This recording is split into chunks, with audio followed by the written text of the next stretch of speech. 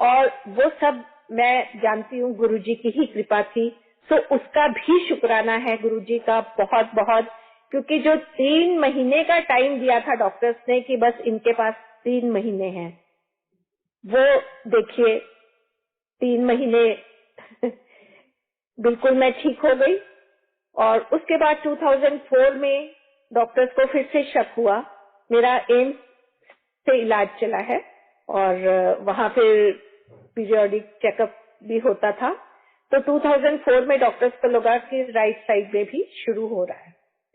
तो उन्होंने कहा कि हमें ऐसा लग रहा है, तो आफ्टर 6 मंथ हम फिर से टेस्ट करेंगे और आपको बताएंगे कि आगे कैसे करना है। तो जब आफ्टर, तब तक मैं गुरुजी के पास पहुंच चुकी थी 2004 में। और उसके बाद जब मेरा ये बोन स्कैन का टेस्ट हुआ, तो उस दिन डॉक्टर्स ने जितने टेस्ट हुए थे बाकी सबको भेज दिया और 3 नाम लेके कहा कि आप तीनों रुक जाइए, फिर आपसे हमने बात करनी है और आपको हम बताएंगे कि कैसे क्या करना है। तो उन 3 में मेरा नाम भी था और हम लोग बैठ गए। तो आफ्टर 10 मिनट डॉक्टर ने रूम से बाहर आके कहा, क्योंकि जब वो बोन स्कैन करते हैं तब वो उस टाइम तो कंप्यूटर में देखते ही हैं, उसके बाद वो अपने रूम में जाके फिर से सारा देखते हैं और उसके बाद फिर वो अकॉर्डिंगली बात करते हैं। तो उन्होंने सबसे पहले मेरा नाम लिया और कहा किरण शर्मा आप आइए। तो मैं जब गई तो उन्होंने कहा कि जब हम आपका बोन स्कैन कर रहे थे उस टाइम तो हमें क्लियर राइट साइड में दिखाई दे रहा था, लेकिन अब हम रूम में आने के बाद जब देख रहे हैं तो हमने कई बार देख लिया लेकिन हमें कहीं भी कुछ भी नहीं दिखाई दे रहा। तो जब कुछ दिखाई नहीं दे रहा तो जाइए आप ऐश कीजिए। तो देखिए संगत जी, गुरु जी के वर्ड्स होते हैं जा ऐश कर, जो उन्होंने डॉक्टर के मुंह से कहलवाए। तो शुक्राना है गुरु जी का बहुत बहुत। वो दिन है और आज का दिन है, गुरु जी की कृपा है। और इसी तरह से मुझे स्लिप डिस्क की भी प्रॉब्लम थी और काफी सालों तक रही है। काफी डॉक्टर्स को दिखाया, बहुत तकलीफ में मैं रहती थी, उठना बैठना चलना फिरना बहुत तकलीफ में रहती थी। और फिर कुछ सालों से ऐसा हुआ कि कमर झुक जाती थी मेरी कुछ दिन के लिए विंटर सीजन में। तो 2004 में भी जब विंटर सीजन आया, क्योंकि हम जून में गुरुजी के पास फर्स्ट टाइम गए थे, और उसके बाद जब विंटर सीजन आया तो मेरी कमर की फिर वही पोजीशन हो गई, कमर झुक गई और मैं झुक झुक के चलती थी। तो उसी तरह से, क्योंकि अब हर साल अगर ये कंडीशन होगी तो मैं स्कूल से कितनी छुट्टियां लूंगी, तो मैं स्कूल जाती रहती थी। हस्बैंड छोड़ आते थे और हस्बैंड ले आते थे।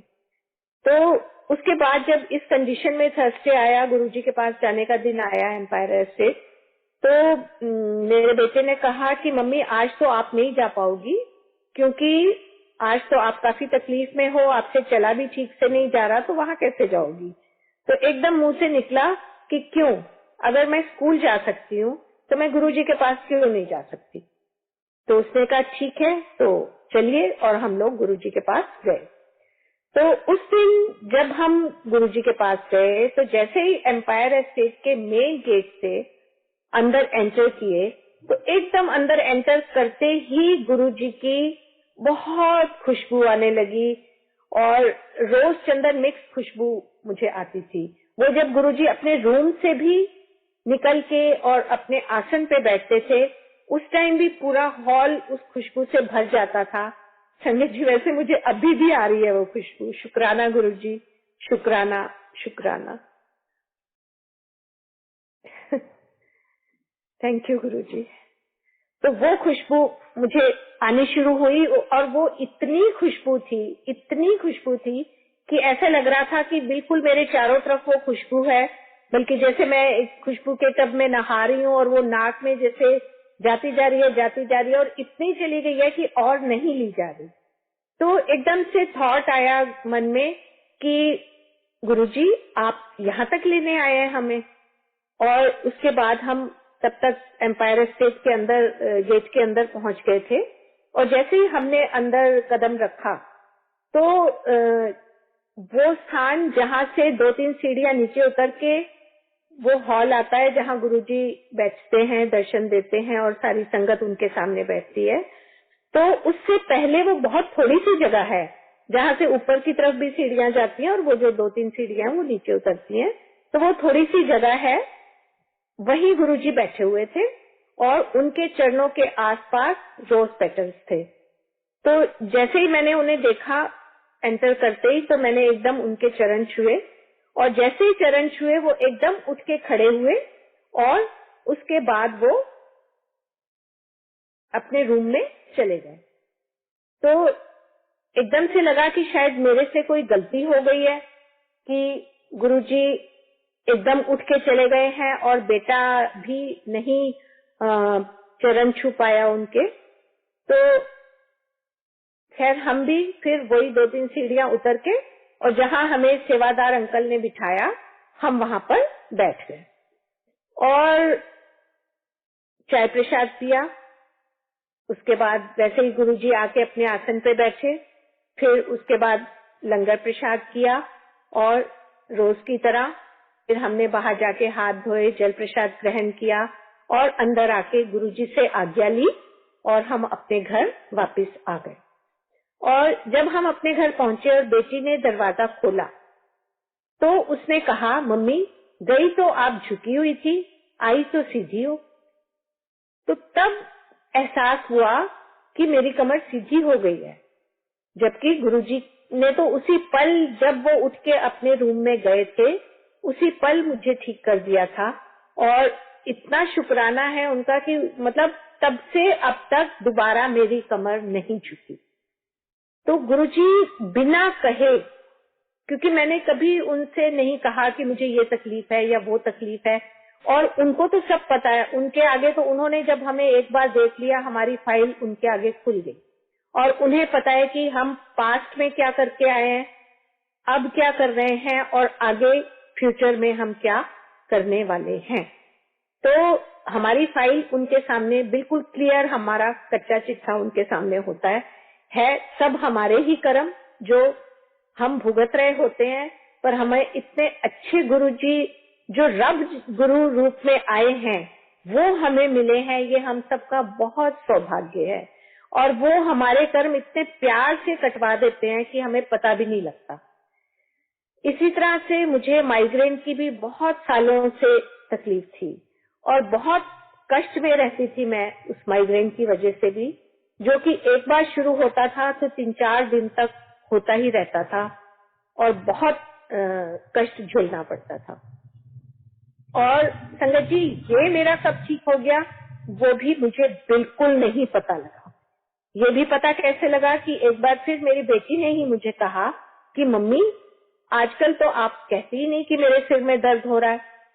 तो तब मुझे लगा कि अरे हाँ, काफी टाइम से मेरे सिर में जब होता है दर्द तब हमें बहुत एहसास होता है इस चीज का, जब नहीं होता तो हमें पता भी नहीं लगता कि हमें आजकल दर्द नहीं हो रहा। वो जब बेटी ने कहा तब मुझे समझ में आई कि हाँ, अरे मेरे को तो दर्द नहीं हो रहा। और संगत जी, तब से मुझे माइग्रेन का दर्द दोबारा कभी नहीं हुआ। तो इतनी कृपा है गुरुजी की कि इसी तरह से एक बार मेरे को पेट की इतनी तकलीफ थी, इन्फेक्शन के कारण पेट में बहुत दर्द भी था और लूज मोशंस भी थे। तो इस तरह से बहुत तकलीफ में थी और गुरुजी का फंक्शन आया इस दौरान, बड़े मंदिर वाला, और वहां जाना था। अब मुझे ये याद नहीं है बर्थडे वाला था या गुरु पूर्णिमा वाला था। तो हम उस दिन हमने सबने जाना था और मेरी जब इतनी जबरदस्त तकलीफ थी उस दिन इन्फेक्शन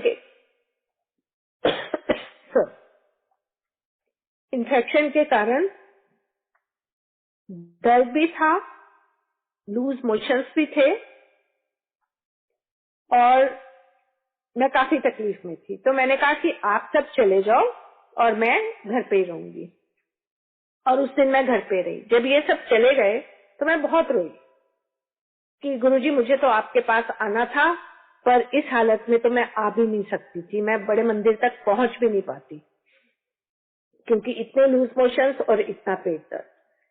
और रोते रोते अचानक से मुझे नींद आ गई और जैसे अर्ध निद्रा अवस्था होती ना, ऐसे भी लगे जागी हूँ और ऐसे भी लगे सो रही हूँ।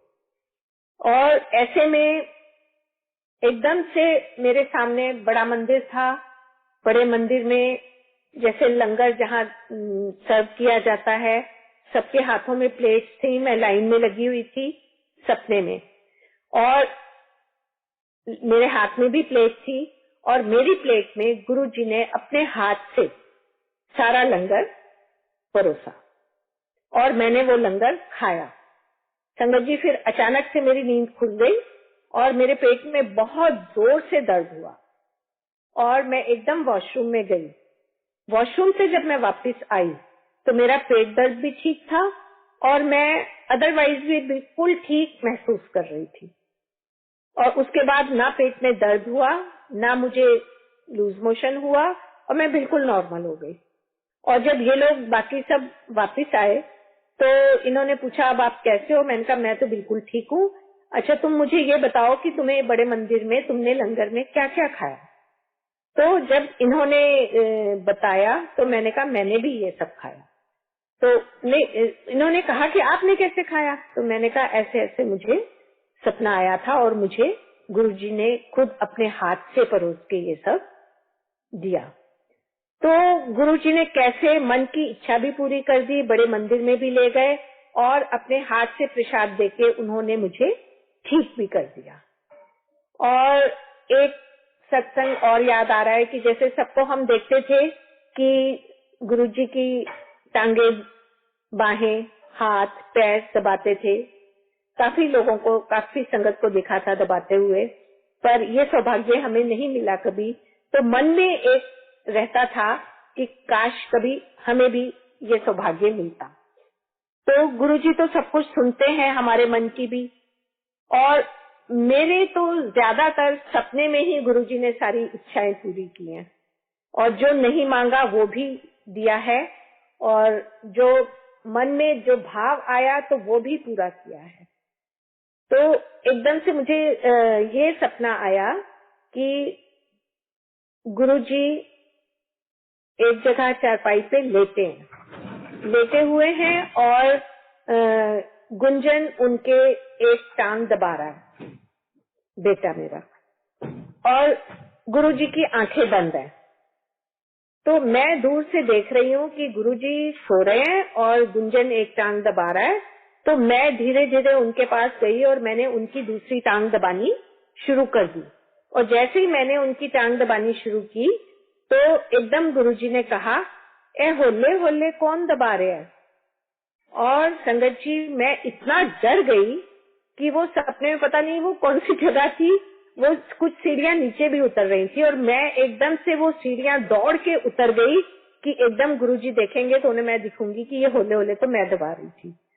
तो इस तरह गुरुजी ने चरण टांग दबाने वाली सेवा भी सपने में दिखा के मेरा पूरा किया जो मेरी इच्छा थी। और एक इच्छा और भी थी कि गुरुजी को कभी अपने हाथ से भोग लगाने की, तो वो भी गुरुजी ने दिखाया कि गुरुजी के उस टाइम तक मैंने बड़ा मंदिर नहीं देखा था जब गुरुजी ने ये सपने में दर्शन दिखाए। तो दिखाया कि बेसमेंट में गुरुजी बैठे हैं, बड़े मंदिर में बेसमेंट है और बेसमेंट में, वहां पे बेसमेंट में आसन पे गुरुजी बैठे हैं और वो मुझे आवाज